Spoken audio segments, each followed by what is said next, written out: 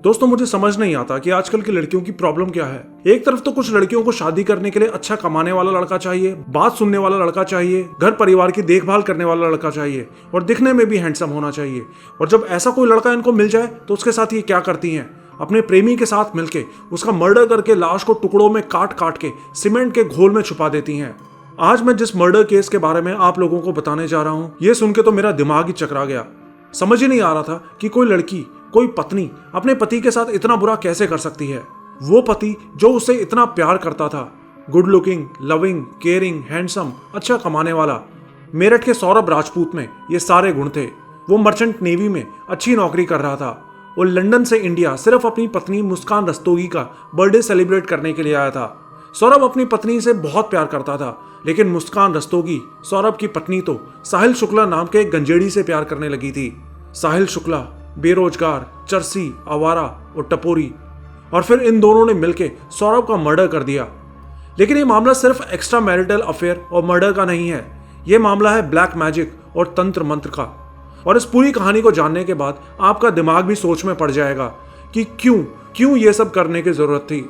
दोस्तों, इस कहानी की शुरुआत होती है कुछ साल पहले, जब सौरभ राजपूत और मुस्कान रस्तोगी की कॉलेज की पढ़ाई के दौरान मुलाकात हुई थी और धीरे धीरे ये मुलाकात प्यार में बदल गई। दोनों एक साथ जीने मरने की कस्में खाने लगे और फिर जब बात शादी की आई तो सौरभ की फैमिली ने मुस्कान को अपनाने से साफ इनकार कर दिया।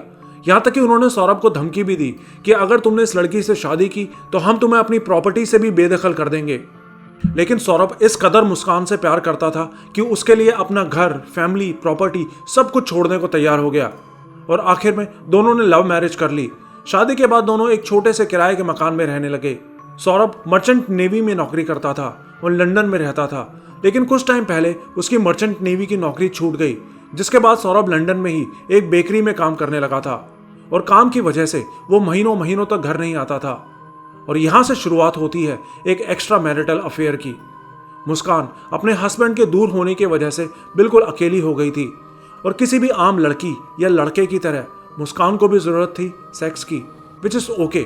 इसी दौरान मुस्कान की मुलाकात होती है साहिल शुक्ला नाम के एक लड़के से। एवरेज दिखने वाला, गांजा फूकने वाला, दिलफेंक लड़का, जो उसी प्ले स्कूल में काम करता था जहां सौरभ और मुस्कान की बेटी पढ़ने के लिए जाती थी। धीरे धीरे दोनों की बात शुरू हो गई और फिर देखते ही देखते दोनों एक दूसरे से मिलने लगे, चोरी छुपे, और जी भर के सेक्स करने लगे। अब यहां तक भी सब कुछ ठीक था, लेकिन फिर मुस्कान के दिमाग में एक प्लान आया, ऐसा खतरनाक प्लान जिसका अंजाम कोई सोच भी नहीं सकता था। 24 फरवरी 2025 रात 11:30 बजे सौरभ लंदन से इंडिया वापस आ चुका था। अगले दिन 25 फरवरी को मुस्कान का बर्थडे था और सौरभ सिर्फ मुस्कान का बर्थडे सेलिब्रेट करने के लिए इंडिया आया था। पूरे घर में खुशी का माहौल था। सौरभ मुस्कान के लिए एक बहुत प्यारा गिफ्ट भी लेकर आया था, लेकिन उसको क्या पता था कि मुस्कान भी उसको गिफ्ट देने के लिए तैयार थी, मौत का गिफ्ट।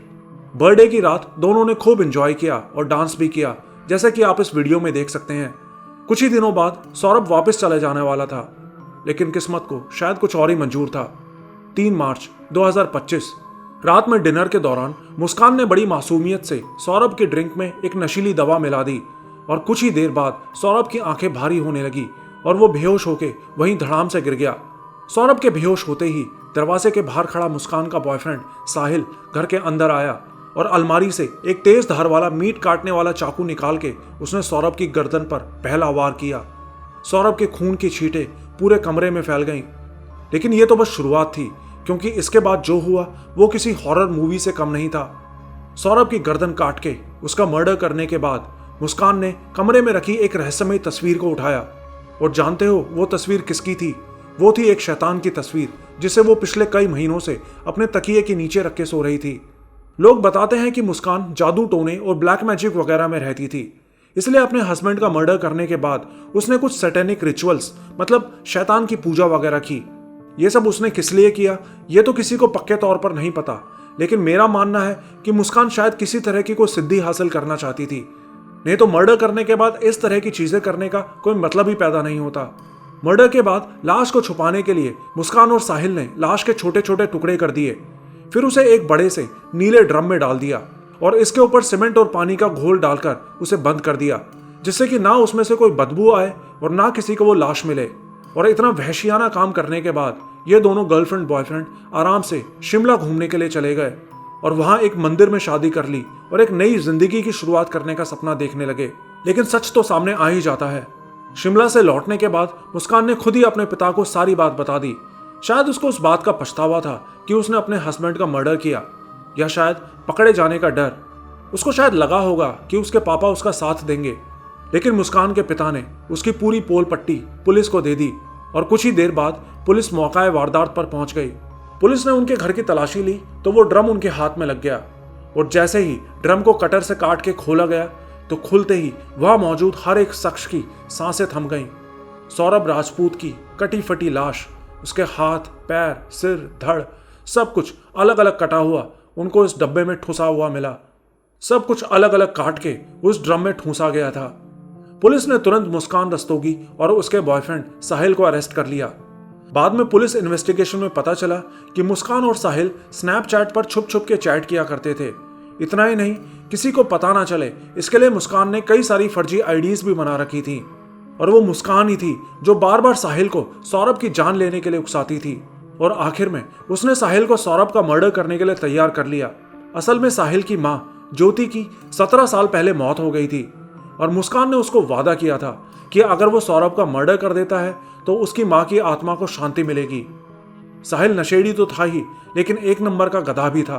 वो मुस्कान की इन बिना सर पैर की बातों में आ गया और उसने सौरभ का मर्डर कर दिया।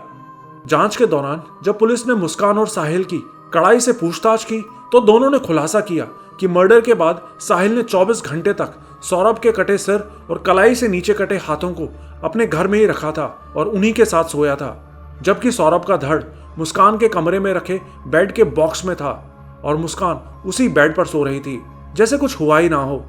पुलिस के मुताबिक साहिल आए दिन मुस्कान के घर सेक्स करने के लिए आता था, लेकिन मुस्कान को साहिल से चोरी छुपे ही मिलना पड़ता था क्योंकि मोहल्ले के लोग जानते थे कि वो शादीशुदा है और शायद इसीलिए ही उन्होंने हमेशा हमेशा के लिए अपने पति को रास्ते से हटाने का प्लान बना लिया।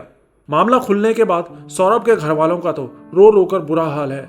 इसी बीच 19 मार्च को मुस्कान और उसके बॉयफ्रेंड मेरठ कोर्ट में पेशी के लिए ले जाया गया और पेशी के दौरान वकीलों ने मुस्कान और उसके बॉयफ्रेंड की जमकर पिटाई कर दी। पुलिस ने बड़ी मुश्किल से कैसे भी करके दोनों की जान बचाई। इस पिटाई का एक वीडियो भी सामने आया है जिसे आप स्क्रीन पर देख सकते हैं, जिसमें पुलिस के जवान वहां मौजूद लोगों की भीड़ के बीच उसे बचाकर निकालते नजर आ रहे हैं।